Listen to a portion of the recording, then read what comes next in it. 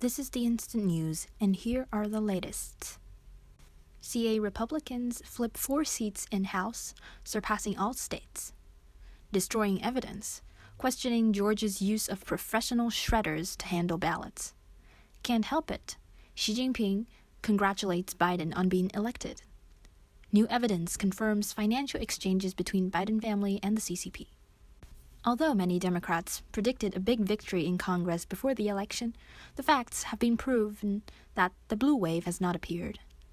In California, which has always been regarded as a stronghold of the Democratic Party, the Republican Party has turned over more seats in the House of Representatives than any other state. According to Fox News, the general election results are significantly reversed compared to the 2018 midterm elections. In the 2018 midterm elections, California Democrats flipped 7 seats in the House. Now the Republican Party has taken 4 of them. The Republican candidates in California's 21st, 25th, and 39th districts have successfully defeated the Democrats. California Republican Party Chairman Jessica Millen Patterson said that the Republican Party's achievements in California were due to the Democratic Party's long-term failure of policies that disappointed Californians. Although Democrats retained the majority of the House, they have lost many seats in this election. Fox News pointed out that after successfully flipping a few seats in California, where the Democrats have maintained their advantage for decades, the Republican Party will, in the 2022 midterm elections, have a better chance of obtaining majority in the House of Representatives. A company called A1 Shredding and Recycling was reported on the internet to dispose of various documents last Friday, 20th, at the Jim Miller Park Event Center in Marietta, Georgia. People questioned whether it was there to destroy votes. Local officials later tried to calm people down. However, the chairman of the Republican Party there was still deeply disturbed because the matter does not fall under the county's jurisdiction. The county's election department previously recounted the November 3rd election here under state instructions. A statement issued by the Cobb County Election Commission on Tuesday said, after the election, the shredder company will regularly respond to the needs of the election department to help remove irrelevant materials that are not easy to handle. The county's election director, Janine Evler, said that the shredding of paper has nothing to do with the election or recounting in Georgia. But Cobb County Republican Party Chairman Jason Shepard thinks otherwise. He said that he had talked with several other lawyers and will send notices to the election committees in every county in the state, asking them to keep all materials to guard against possible litigation. On November 25th, Xi Jinping, General Secretary of the Communist Party of China, called Biden President-elect of the United States. The CCP Ministry of Foreign Affairs once stated that China would congratulate the president-elect per international practices, but the candidate of president has not been finalized. The sudden change of the Chinese Communist Party has caused much concern. In the congratulatory message, Xi Jinping stated that he hopes to promote a healthy and stable development of Sino-U.S. relations, and that the two sides will not conflict or confront each other, and will respect each other. On the same day, Wang Qishan, vice president of the Chinese Communist Party, congratulated Harris on her being elected as vice president. According to international practice, the country's leaders generally congratulate the winners after the final confirmation of the U.S. election results. The CCP has always followed this practice.